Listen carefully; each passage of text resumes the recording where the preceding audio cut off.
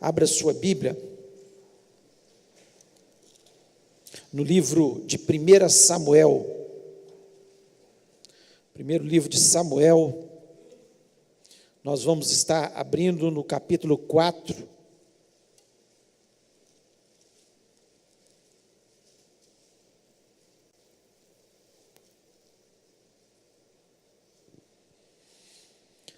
Nós vamos ler a partir do versículo 5.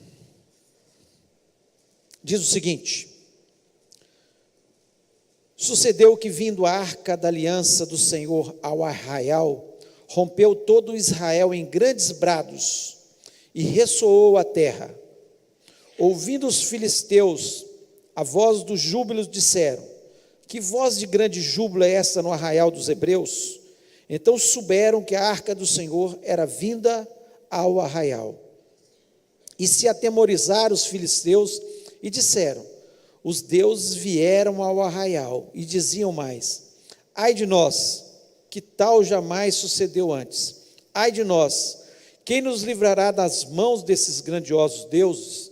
São os deuses que feriram os egípcios com toda sorte de pragas no deserto. Sede fortes, ó filisteus, portai-vos varonilmente, para que não venhais a ser escravos dos hebreus, como eles serviram a vós outros. Portai-vos varonilmente e pelejai. Então pelejaram os filisteus, Israel foi derrotado, e cada um fugiu para a sua tenda. Foi grande a derrota, pois foram mortos de Israel 30.000 homens de pé. Foi tomada a arca de Deus, e mortos 2 filhos de Eli, Hofni e Finéias. Então correu um homem de Benjamim, saído das fileiras, e no mesmo dia chegou a Siló. Trazia rasgadas as vestes e terra sobre a sua cabeça. Quando chegou, Eli estava sentado numa cadeira, ao pé do caminho, olhando como quem espera, porque o seu coração estava tremendo pela arca de Deus. Depois de entrar o homem na cidade e dar as novas, toda a cidade prorrompeu em gritos. Eli, ouvindo os gritos, perguntou: que alvoroço é esse? Então se apressou o homem e, vindo, deu as notícias a Eli. Era Eli da idade de 98 anos. Os seus olhos tinham cegado e já não podia ver. Disse o homem a Eli: eu sou o que saí das fileiras e delas fugi hoje mesmo. Perguntou-lhe Eli: que sucedeu, meu filho? Então respondeu o que trazia as novas e disse: Israel fugiu de diante dos filisteus. Houve grande morticínio entre o povo, e todos os seus 2 filhos, Hofni e Finéias, foram mortos, e a arca de Deus foi tomada. Ao fazer ele menção da arca de Deus, caiu Eli da cadeira para trás, junto ao portão, e quebrou-se-lhe o pescoço e morreu, porque era homem já velho e pesado, e havia ele julgado a Israel 40 anos. Estando sua nora, a mulher de Finéias, grávida e próximo ao parto, ouvindo essas novas de que a arca de Deus fora tomada e de que seu sogro e seu marido morreram, encurvou-se e lhe deu à luz, porque as dores lhe sobrevieram. Ao expirar, disseram as mulheres que assistiam: não temas, pois tivesse um filho. Ela, porém, não respondeu nem fez caso disso, mas chamou ao menino Icabode, dizendo: foi-se a glória de Israel. Isso ela disse porque a arca de Deus fora tomada e por causa de seu sogro e de seu marido. E falou mais: foi-se a glória de Israel, pois foi tomada a arca de Deus. Feche os olhos, vamos orar. Pai, nós louvamos o teu nome, te agradecemos, ó Deus, pela tua palavra, a tua palavra, Senhor, que nos ensina todos os dias da nossa vida, que nos instrui, que nos corrige, que nos orienta, que nos dá direção. Nós somos muito gratos por ela, porque ela, Senhor, traz ensinamentos para nós errarmos menos nessa vida, para sermos mais felizes, para sermos mais abençoados, para vivermos na tua presença, Senhor. E nós pedimos, Senhor, fala ao nosso coração através, Senhor, da tua palavra. Senhor, eu quero ser apenas um instrumento do Senhor nas tuas mãos. Me orienta, me dá inteligência, me dá unção do teu Espírito, para que eu possa transmitir a tua palavra. Deus, dá graça ao teu povo, dá inteligência ao teu povo, para que não só possa ouvir a tua palavra, mas aplicar no seu coração e fazer dela a sua vida. Portanto, ó Deus, abençoa-nos, cerca esse lugar. Senhor, nós repreendemos todo espírito maligno que possa trazer transtornos, trazer confusão, trazer distração no nosso meio, porque nós queremos que a tua palavra seja ministrada, Senhor, e ela possa atingir o seu objetivo, pois nós pedimos isso em nome de Jesus Cristo. Amém. Você pode se sentar. Esse texto que acabamos de ler, ele traz muitos ensinamentos ao nosso coração. Eu espero que eu possa, nesse breve tempo, trazer alguns ensinamentos ao seu coração e que você possa realmente aplicar a palavra de Deus à sua vida, assim como eu tenho que aplicar a palavra de Deus à minha vida. Mas quando nós lemos esse texto, conta uma batalha, uma história da batalha que houve entre Israel e os filisteus. Os filisteus eram grandes inimigos do povo de Israel nesse momento aqui. Nesse momento onde que vivia já Samuel, já crescendo ali, foi um juiz que ajudou a derrotar os filisteus, parte dos filisteus. Depois Davi concretizou, derrotou ainda mais os filisteus quando ele foi ungido rei. Mas havia muitas batalhas entre o povo de Israel e os filisteus. E aqui nós vemos uma batalha que foi terrível. Se você ler o início do capítulo de 1 Samuel, o povo de Israel vai contra os filisteus a lutar, e na primeira batalha eles perdem 4.000 homens. 4.000 homens foram mortos na primeira batalha. Eles voltaram chorosos, pensando o que tinha acontecido, se eles eram o povo de Deus, o povo de Israel, e de repente eles vêm na cabeça deles: vamos fazer o seguinte, vamos levar a arca de Deus. Se nós levarmos a arca, faltou nós levarmos a arca de Deus para a batalha. E eles levaram a arca de Deus, que foi dada pelo próprio Deus, né? Ele configurou aquela arca para que ele se manifestasse no meio do povo sobre aquela arca, e eles falaram: vamos levar, que nós vamos vencer essa batalha. E levaram. Houve uma grande alegria entre o povo de Israel por levar a arca, ao ponto do povo filisteu ouvir os gritos de alegria do povo. Eles ficaram entusiasmados, eles foram para aquela batalha entusiasmados, achando que eles iam vencer. E foi ainda pior a batalha, porque dessa vez o texto nos diz que caíram 30.000 homens. 30.000 homens foram mortos naquela batalha. Então, nos dias de hoje, se morresse numa batalha 30.000 homens, quando a gente vê essas guerras por aí, foram mortos 500 homens, 1.000 homens, a gente se assusta, né? Numa batalha, e usando aviões, usando bombas e tudo mais. Imagina 30.000 homens sendo feridos numa batalha, numa nação que já não era tão poderosa e tão grande, e eles caíram ali, numa calamidade para o povo de Israel. Foi uma catástrofe, foi algo terrível que aconteceu. E ainda, na batalha, os filhos do sacerdote Eli, do sumo sacerdote Eli, que eram sacerdotes também, que estavam carregando a arca, foram mortos. E eram sacerdotes maus, eles eram terríveis, eles faziam coisas erradas, eles pecavam, e não agradavam a Deus conforme deveriam agradar. Mas morreram ali na batalha. Então, mais uma catástrofe. E ainda, os filisteus tomaram a arca. Então, o símbolo da presença de Deus, da glória de Deus, no meio do povo de Israel, de repente foi tomado e levado pelos seus inimigos. Aí, pior ainda.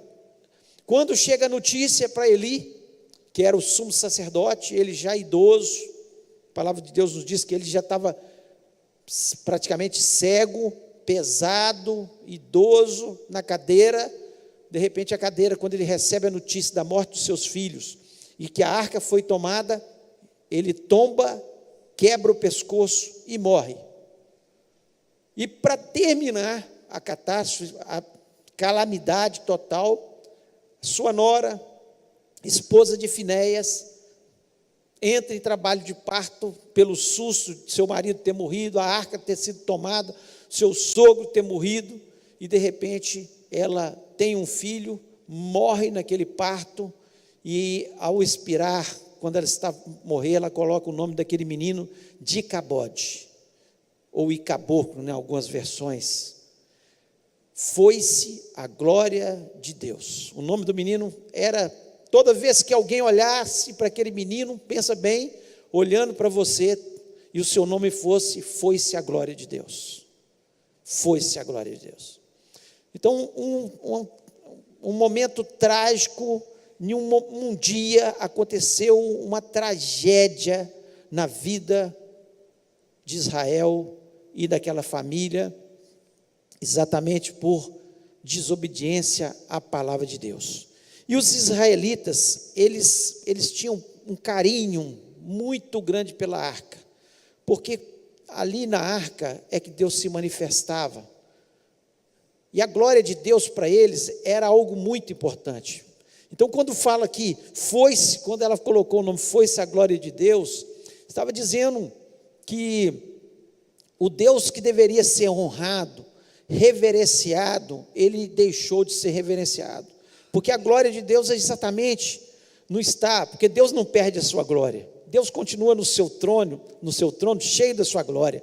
Davi expressa isso no texto que nós lemos, toda a honra, toda a glória, toda a exaltação, toda a riqueza, tudo pertence a Ele, a glória pertence a Ele, nunca vai perder a sua glória.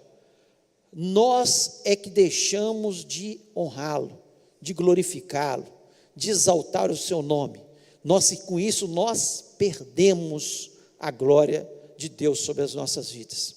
E aqui, quando nós vemos o Antigo Testamento, tem alguns textos que são muito importantes para a gente entender um pouco a glória de Deus. Lá em Êxodo 24, versículo 17, diz o seguinte: aos olhos dos filhos de Israel, a glória do Senhor era como um fogo consumidor no cume do monte.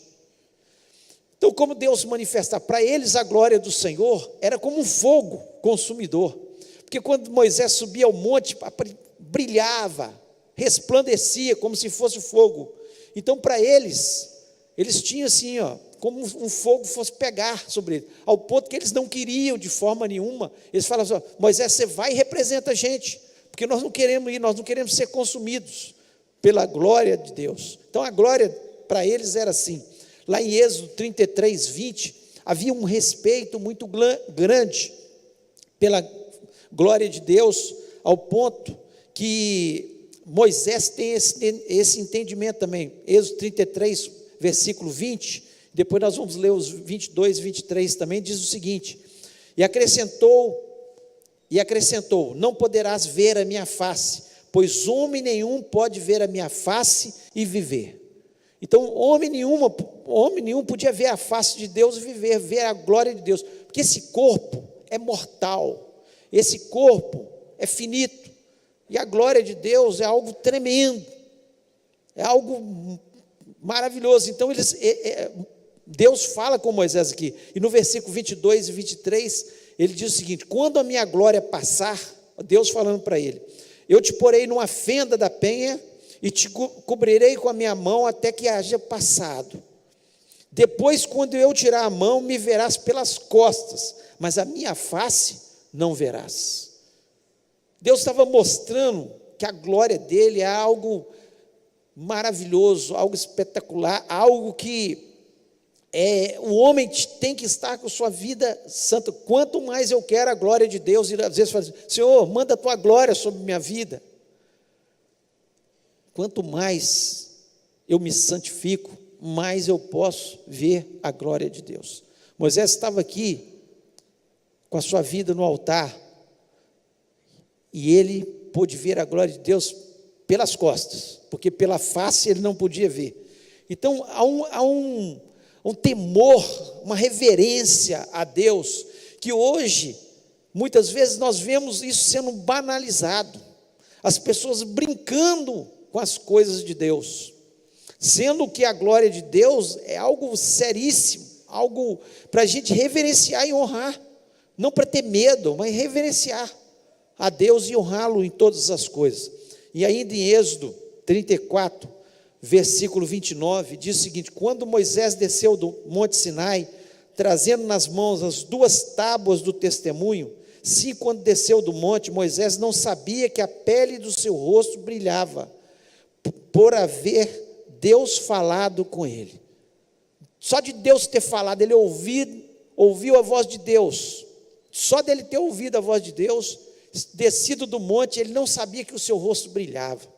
Quanto mais eu me santifico, mais a luz de Deus brilha na minha vida, mais eu tenho a glória de Deus sobre a minha vida. E ainda a gente vê no Novo Testamento alguns textos, lá em Atos 7,15, que diz o seguinte, de Estevão, mas ele, cheio do Espírito Santo, fixando os olhos nos céus, viu a glória de Deus e Jesus que estava à direita de Deus. Estevão, nesse momento, ele estava sendo apedrejado. Você não vê Estevão em momento nenhum murmurando, não vê Estevão gritando de dor, porque tamanha era a glória de Deus sobre a sua vida. Ele estava tão cheio do Espírito Santo de Deus, tão cheio do Espírito Santo, que ele viu os céus abertos, viu a glória de Deus e Jesus sentado à direita de Deus Pai. Então a glória de Deus é algo maravilhoso, especial, e que traz vitória para as nossas vidas. Quanto mais nós vivemos a glória de Deus, quanto mais nós temos a glória de Deus sobre a nossa vida, ou seja, quanto mais nós honramos a Deus com a nossa vida, quanto mais nós exaltamos a Deus com a nossa vida, exaltar a Deus com a nossa vida, não é fazer barulho não, gente. Tem gente que acha que é no meio do barulho que Deus está. Não é fazer no meio do barulho não, é levando uma vida santa com Deus. Tanto é que o povo de Israel, eles levaram a arca e eles gritavam de alegria, de júbilo, pulavam, saltavam e dançavam, e Deus estava no meio deles? Não estava no meio deles, não estava no meio deles. Eles confundiram as coisas. Tem gente que acha que Deus está no meio da bagunça e do barulho. Deus está no meio de um povo que o reverencia, de um povo que o honra, de um povo que o obedece. Porque como é que nós honramos a Deus? Obedecendo a Deus. Não adianta gritar, saltar, dançar na presença de Deus e não honrá-lo obedecendo a sua palavra. Não adianta. Aqui nós vemos isso de forma muito clara, E ainda 2 Coríntios, capítulo 3, versículo 18, que diz o seguinte: mas todos nós com o rosto descoberto, refletindo a glória do Senhor, somos transformados de glória em glória, na mesma imagem, como pelo Espírito do Senhor. Todos nós com o rosto descoberto, agora nós podemos entrar no Santo dos Santos, nós podemos entrar na presença de Deus, e quanto mais nós vivemos a presença de Deus, aqui o texto é tão claro, nós vamos refletindo a glória do Senhor. Nós não temos glória própria, nós refletimos a glória do Senhor. A honra, a exaltação é dele, toda honra e exaltação pertence a Deus. Nós não temos, nós refletimos a glória de Deus para que todos possam ver. E o texto ainda, somos transformados de glória em glória. Quanto mais eu entro na presença de Deus, mais eu sou transformado, mais eu fico parecido com Jesus, mais o nome do Senhor é exaltado na minha vida. Então, se nós queremos ser um povo abençoado, e individualmente é que nós temos que pensar. Tem pessoas que ficam analisando o outro, ficam analisando o próximo, Se o irmão não grita, se o irmão não fala línguas, se o irmão não, esse daqui não está. Se o outro grita, fala línguas e faz orações altas, não, aquele lá é espiritual. Cuidado com as aparências. Cuidado com as aparências. Não analise dessa forma. Analise o caráter, se o caráter é parecido com o caráter de Cristo. Analise se a obediência à palavra de Deus, se essa pessoa obedece à palavra de Deus. Analise a vida de oração dessa pessoa. Outras coisas, as análises nossas estão completamente equivocadas. A glória de Deus está em outro lugar. A glória de Deus está quando nós o honramos, nós o obedecemos. E aqui nós vemos que a glória de Deus no povo de Israel foi-se. E eu queria nessa noite falar alguns conceitos, algumas coisas que são importantes, que aconteceu na vida de Eli e de seus filhos, para que a glória de Deus saísse de Israel. Eli era o sumo sacerdote, os seus filhos eram os sacerdotes, eles eram responsáveis para que a glória de Deus permanecesse, para a orientação do povo, e eles não fizeram adequadamente isso, não fizeram. E nós temos que tomar cuidado, para que a glória de Deus não saia do nosso meio, não saia da nossa vida. A glória de Deus é individual em cada um de nós. Quanto mais você honrar a Deus, mais a glória de Deus vai se manifestar sobre a sua vida. Tem pessoas que chegam no culto e falam: não ouvi nada, Deus não falou nada comigo, eu não senti nada nos cânticos cantados. Talvez porque você está afastado da glória de Deus, seu coração está frio. Você não honra a Deus, porque você pode chegar no lugar mais frio, que se você estiver cheio do Espírito Santo, você vai exaltar o nome do Senhor, você vai levantar o nome de Jesus, você vai falar: Senhor, toda honra e toda glória, não importa quem está cantando, não importa quem está pregando, eu estou aqui para honrar o teu nome, para exaltar o teu nome, para falar das tuas grandezas. Fala comigo, que eu quero ouvir a tua voz, eu quero sentir a tua presença, mesmo que se ninguém sentir a tua presença nesse lugar, eu quero sentir a tua presença. É assim que a gente chega na presença de Deus. Então, e eu queria falar de alguns conceitos. Por que eles perderam a glória de Deus? Primeiro, porque eles estavam em pecado. O pecado faz com que cada um de nós perca a glória de Deus. Às vezes está todo mundo na bênção, exaltando o nome do Senhor, mas eu estou com a minha vida em pecado. Nossa, não senti nada da presença de Deus hoje. Claro que não vai sentir, sua vida está em pecado.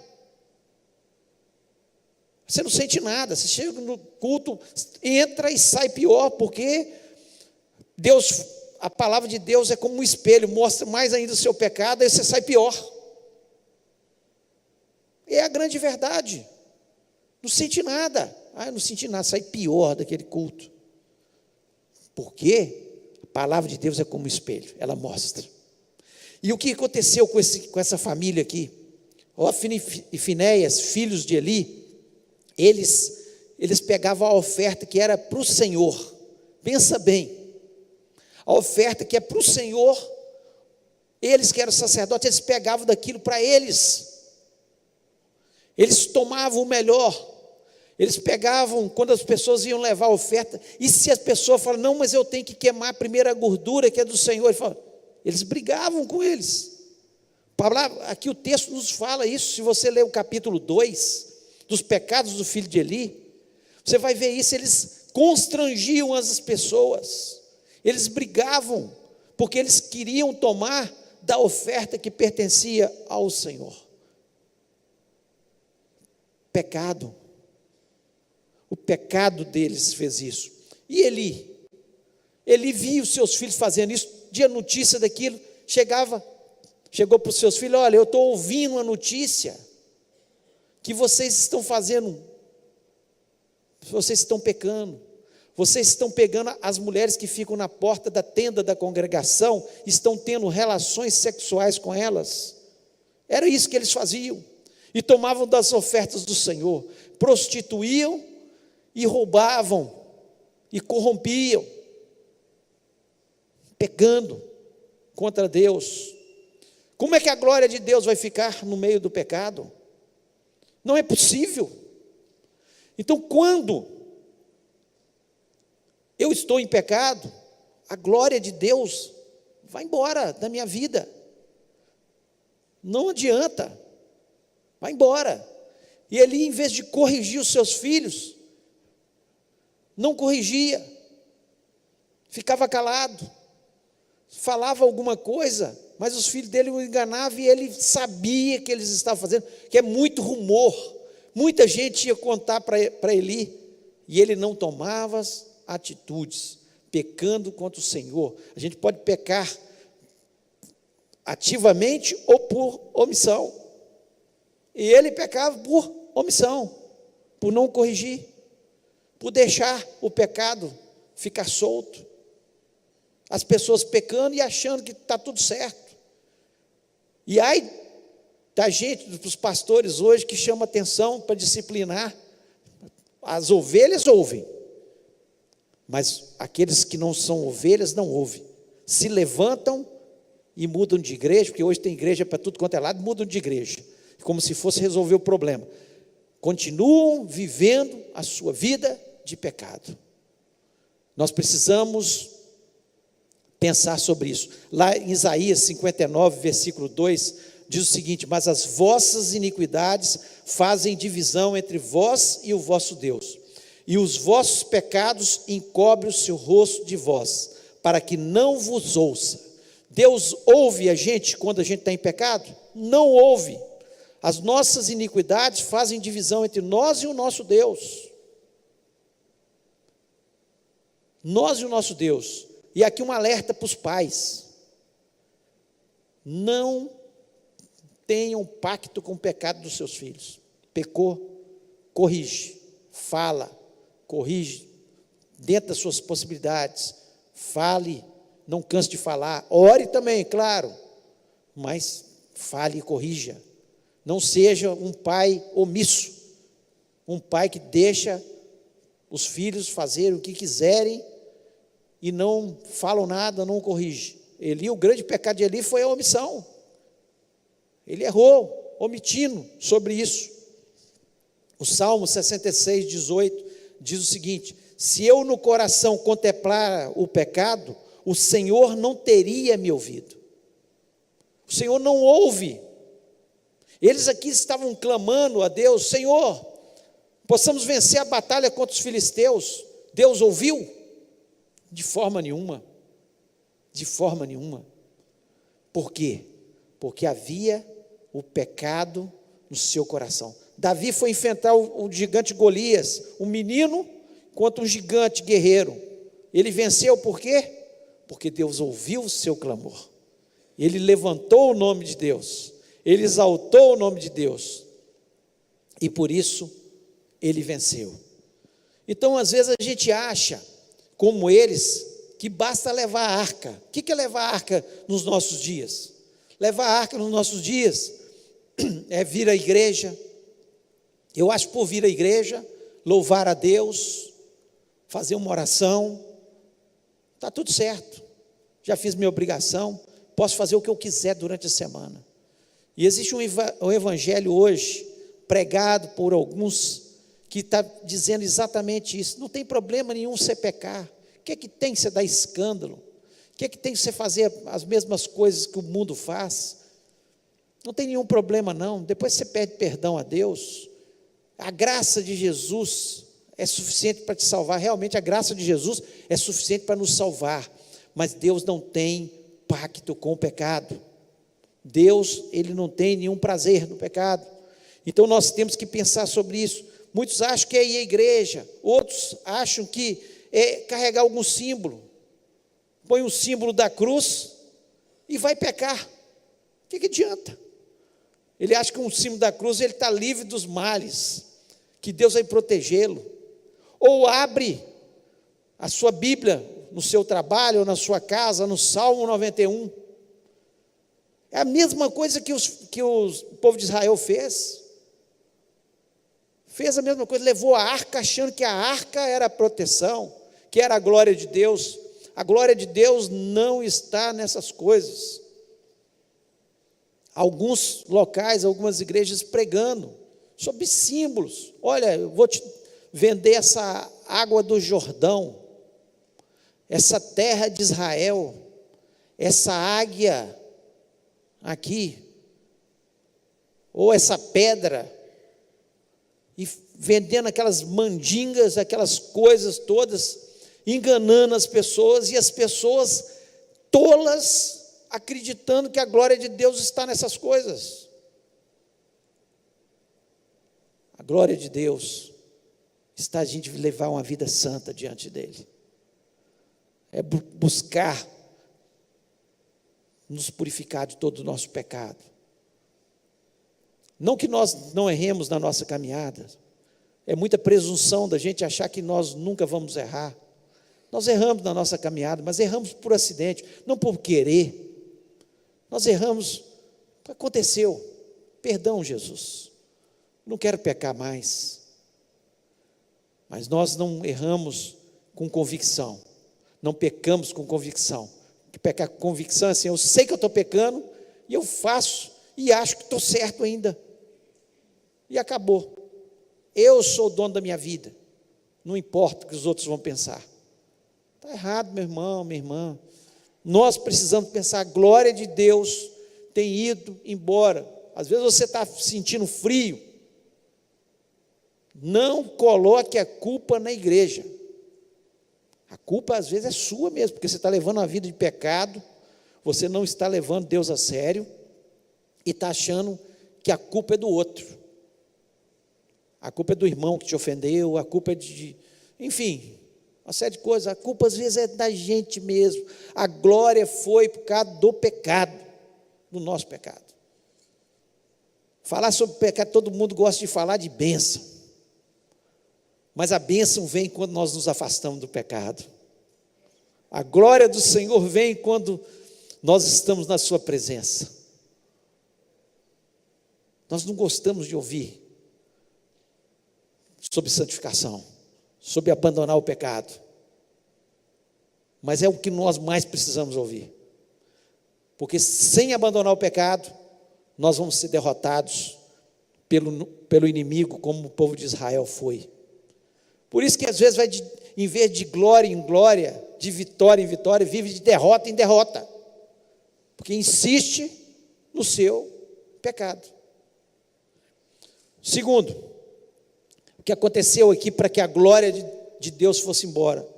A cegueira espiritual. O versículo 15 do capítulo 4 diz o seguinte: era Eli da idade de 98 anos, seus olhos tinham cegado e já não podia ver. Cegueira espiritual. Ele estava com os olhos escurecidos. Quantos de nós estamos cegos como Eli? Não cegos da visão, mas aqui eu trago para a nossa vida espiritual, cegueira espiritual. Nós não estamos vendo, a glória do Senhor vai embora, porque nós não estamos vendo. Eli não viu, ou fez que não viu, porque ele ouvia, pelo menos, o que acontecia. Ele fez que não viu o pecado dos seus filhos. Ele estava com 98 anos, mas durante muitos anos os filhos dele eram sacerdotes juntos com ele, era uma família sacerdotal, e ele nunca corrigiu os seus filhos. Agora estava velho, com os olhos, mas ele ficou cego espiritual, ele não quis ver.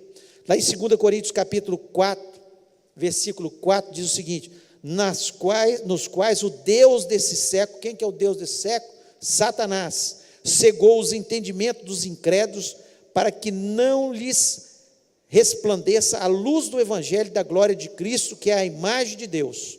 O que Satanás faz? Ele cega as pessoas lá fora, para que eles não vejam a luz do evangelho. E muitas vezes Satanás entra no nosso meio e nos cega também, para que a gente não enxergue aquilo que está acontecendo ao nosso lado e que está levando a glória do Senhor da nossa vida.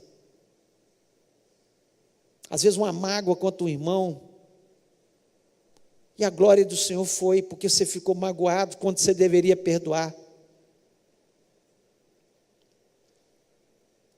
Quantas vezes nós ficamos cegos espiritualmente? Mas que lá em João, capítulo 9, versículo 9 diz: disse Jesus: eu vim a este mundo para juízo, a fim de que os que não veem, vejam, e os que veem se tornem cegos.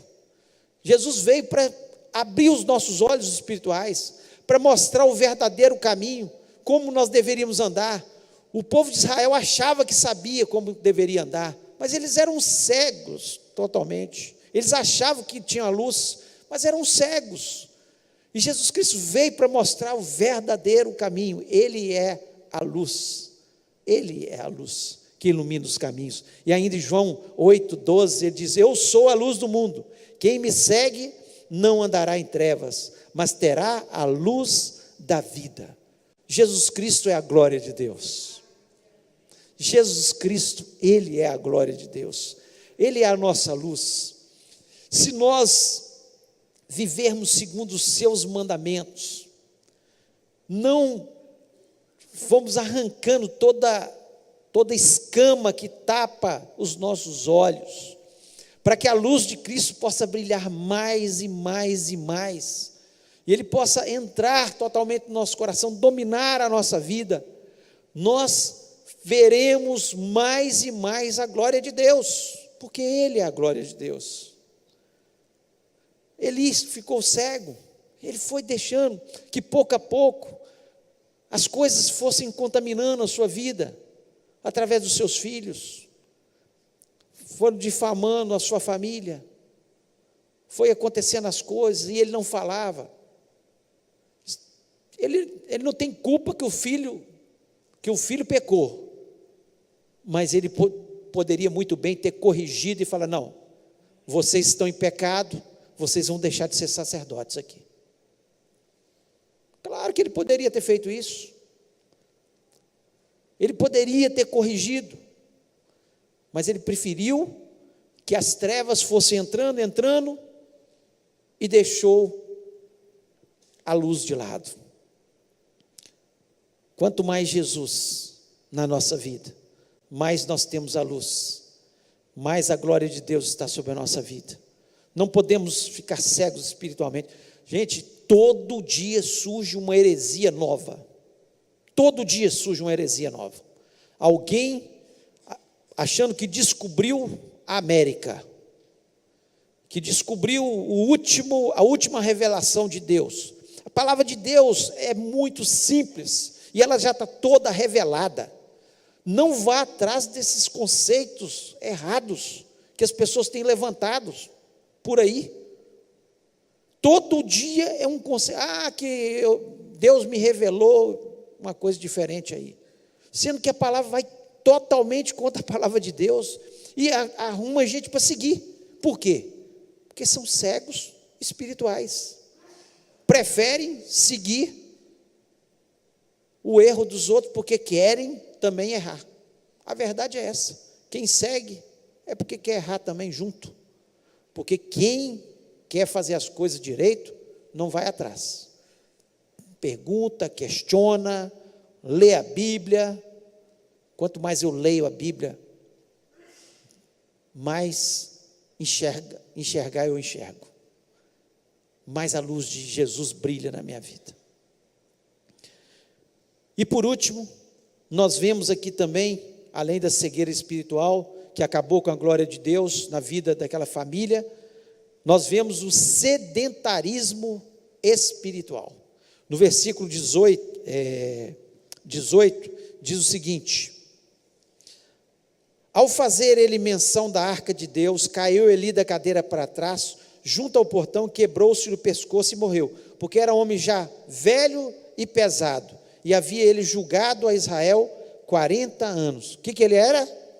Velho e pesado, articulações endurecidas, pesado, sedentário. É isso que nos lembra.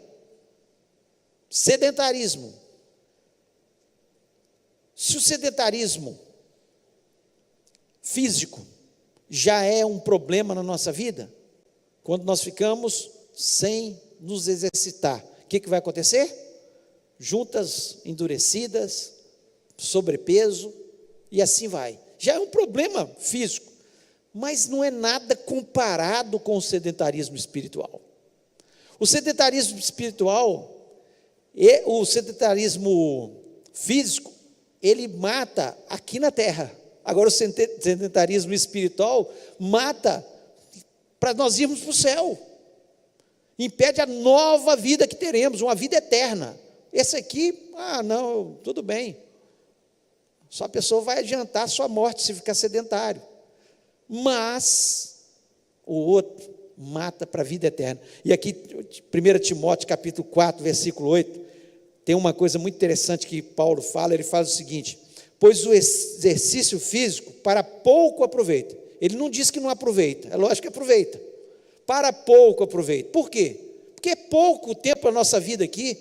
Eu vou prolongar se eu faço uma atividade física, poucos anos a mais. Se eu alimento melhor, poucos anos a mais, porque a vida passa muito rápido. Por isso que ele fala para pouco. Tem gente que fala, não adianta fazer exercício físico. Não, ele está falando para pouco, porque é pouco tempo que nós vamos viver aqui na terra. Mas a piedade, tudo é proveitosa, tendo a promessa da vida presente e da que há de vir. Então a piedade traz benefício para essa vida, ou seja, quando eu sigo a palavra de Deus, quando eu sou bondoso com as pessoas, quando eu sou misericordioso, quando eu amo as pessoas, quando eu perdoo as pessoas, é a vida piedosa, a vida de um cristão autêntico. Eu aproveito para aqui e aproveito pelo porvir, para a minha vida eterna. Então nós precisamos pensar sobre isso, sobre o sedentarismo espiritual. E nós vemos que existem alguns exercícios que são importantes para a gente exercitar. E nós precisamos refletir, senão a glória de Deus vai embora. Se nós não exercitarmos, nós vamos ficar velho e pesado. Nós vamos ficar pesados espiritualmente. E nós precisamos estar leves espiritualmente. Nós precisamos exercitar muito mais do que o exercício físico. É isso que o apóstolo Paulo traz aqui, a colocação. E quando nós lemos um texto como esse, nós temos que refletir. E aqui diz o seguinte, alguns exercícios aqui. Comece com uma dieta. Precisa de dieta? Sim. Jejuar.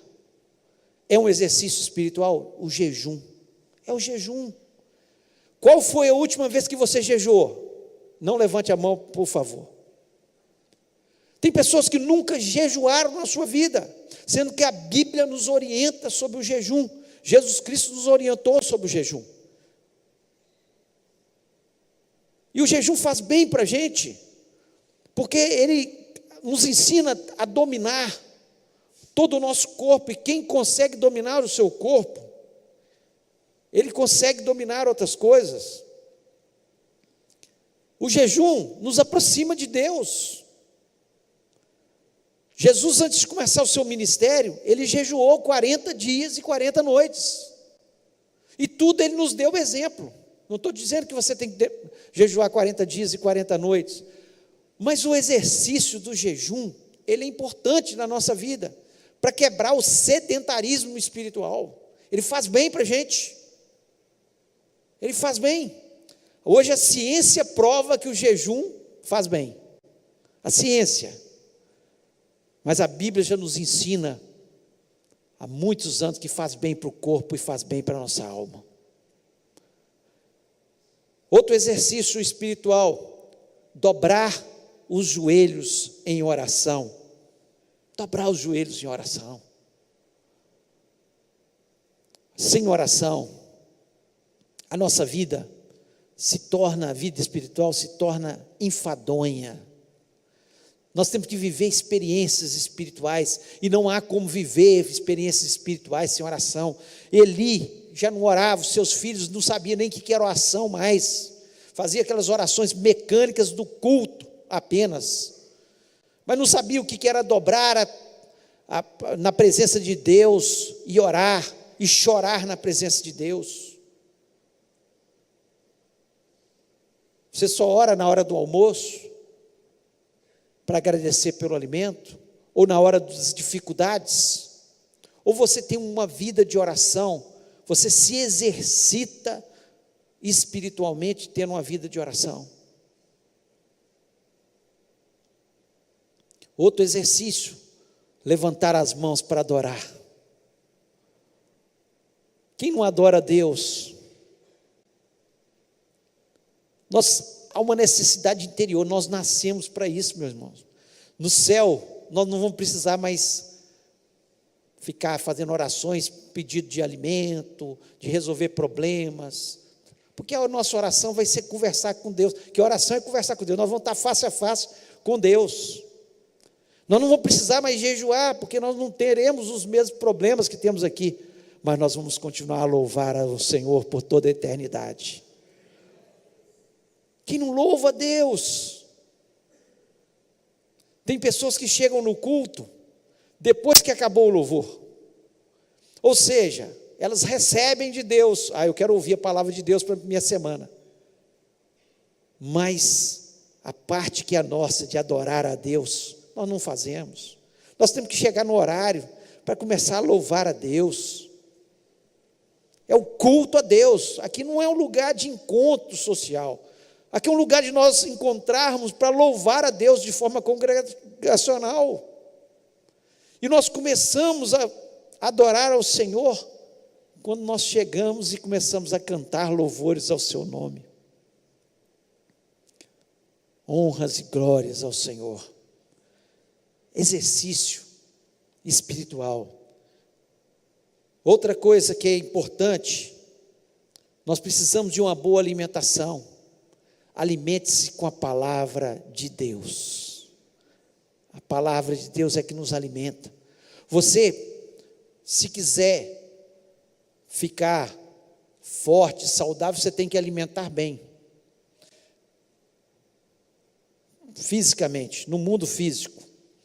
Agora, como é que você quer ficar forte espiritualmente se você não alimenta diariamente da palavra de Deus? Como é que é possível isso? Por isso que ficamos fracos espiritualmente, por isso que a glória de Deus vai embora. Porque não há alimentação com a palavra de Deus. Nós não comemos da palavra de Deus, nós não pegamos a palavra de Deus como você pega o melhor prato. Qual o prato que você mais gosta? Fala para a pessoa que está do seu lado, eu gosto. O prato que eu mais gosto é picanha. Adoro picanha. No céu vai ter picanha, tenho certeza. Mas olha, o prato que você mais gosta, como é que você come? Você come com prazer. Você nem olha para a pessoa que está do seu lado. Às vezes você nem divide com o irmão que está do seu lado, porque você gosta muito. Você come a palavra de Deus dessa forma, quando você está lendo a palavra de Deus, você fala: Senhor, fala comigo, eu quero ouvir a tua voz, me alimenta nesse dia, eu quero estar fortalecido pelo Senhor. Prazer, é prazer, porque eu não quero que a glória de Deus vá embora, porque quando eu não me alimento, eu fico fraco, eu fico suscetível às enfermidades malignas que aparecem por aí. Satanás fica doido que eu fico fraco espiritualmente, que eu não jejue, que eu não ore, que eu não louve a Deus e que eu não leia a palavra de Deus. Ele fica doido para que isso aconteça, porque aí fica fácil de me derrubar, e me derrubando, eu pecando, automaticamente a glória de Deus vai embora. Então o sedentarismo espiritual não pode existir na nossa vida. Outra coisa que é importante, caminhe levando o evangelho da paz. O apóstolo Paulo fala isso, calçando os nossos pés com o evangelho da paz. Ou seja, como é que eu calço para quê? Para andar, para sair falando, para levar o evangelho da paz para as outras pessoas. Você quer ficar fraco espiritualmente? Para de falar de Jesus para as pessoas. Perca as oportunidades de falar de Jesus. Não perca as oportunidades de falar de Jesus. Leva o evangelho da paz.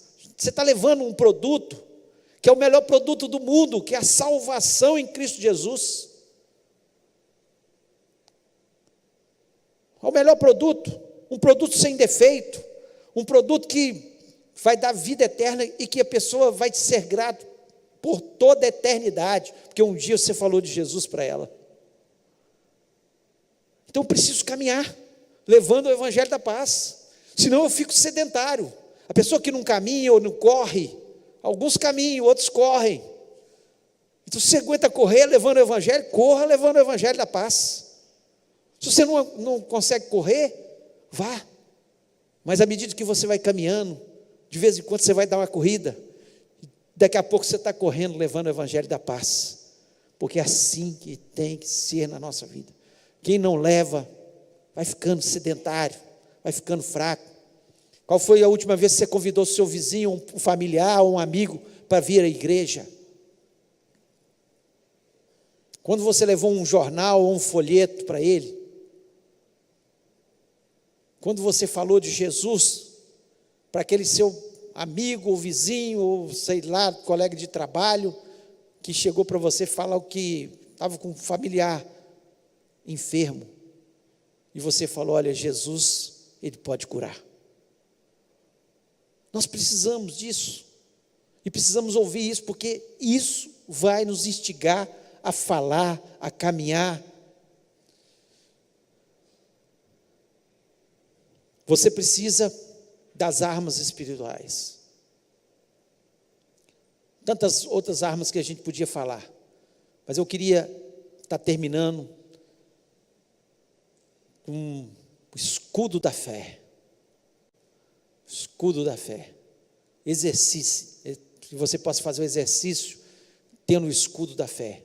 Porque quando vier as ciladas, as setas de Satanás, você está com escudo. Não vai te atingir de forma nenhuma, e você vai estar fazendo um exercício espiritual, quebrando o sedentarismo na sua vida. Precisamos pensar, precisamos refletir na palavra de Deus.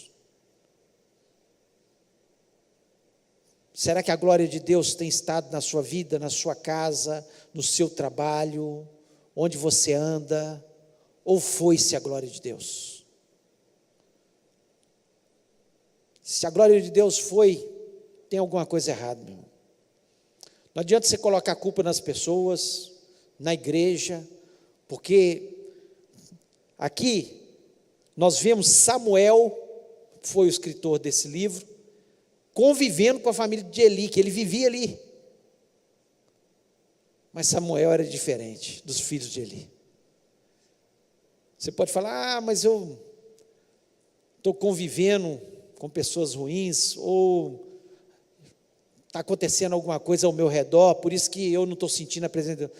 Gente, a culpa é nossa, é individual, a glória de Deus está na minha vida, quando eu me afasto do pecado, quando eu me liberto da cegueira espiritual, não vou atrás dos falsos conceitos, das heresias que vão surgindo, quando eu não sou sedentário espiritual, quando eu estou me exercitando espiritualmente, a culpa é minha, se eu não estou vendo a glória de Deus. Nós temos que parar de jogar a culpa no outro, ou nas instituições. É minha, porque eu posso estar no meio daquela instituição, como Samuel estava, e a glória de Deus estava com ele. O menino ouvia a voz de Deus, o menino dobrava os seus joelhos, o menino tinha uma vida consagrada a Deus, o menino se exercitava espiritualmente, o menino, ele queria viver uma vida santa com Deus. Ele não foi atrás dos filhos de Eli, mas ele viveu a sua própria vida. A glória de Deus,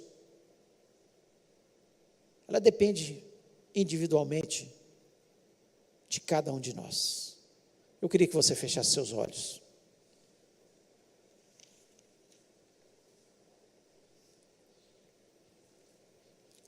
E eu queria fazer um apelo.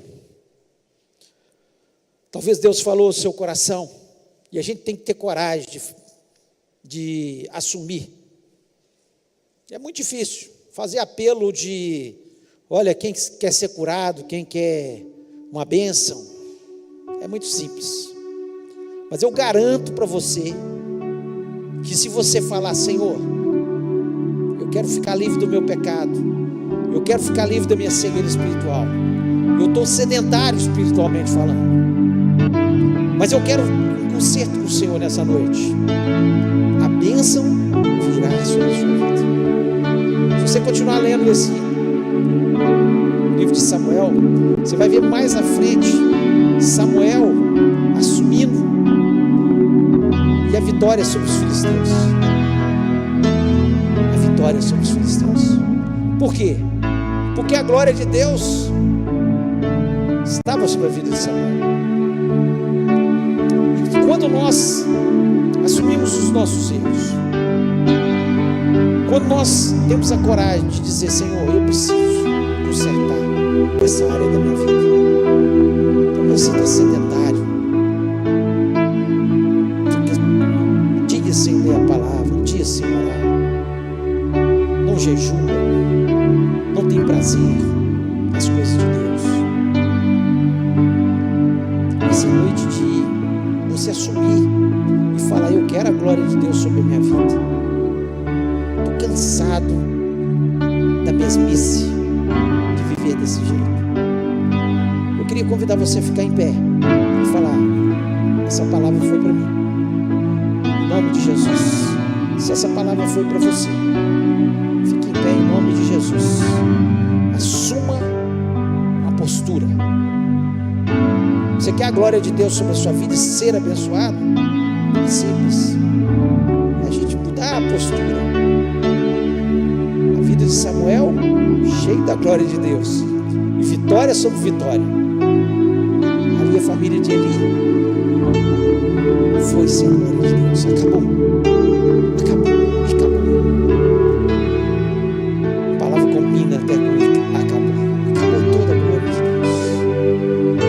Vamos orar. Coloque a mão no seu coração. Pai, nós louvamos e exaltamos o teu nome. Eu te agradeço, ó Deus, por essas vidas que estão assumindo, Senhor, que precisa de haver uma mudança numa área da vida deles. Não importa o que seja. Nós não estamos aqui para analisar os nossos irmãos. Não estamos aqui, Senhor, para julgá-los. Mas, Senhor, que a tua glória venha sobre a vida desses irmãos. Eles possam começar a sentir a tua presença neste momento. Os corações deles estão abertos, Senhor, porque eles querem a tua glória, a tua presença. Querem viver, Senhor, segundo os teus conselhos. Tira toda a cegueira espiritual.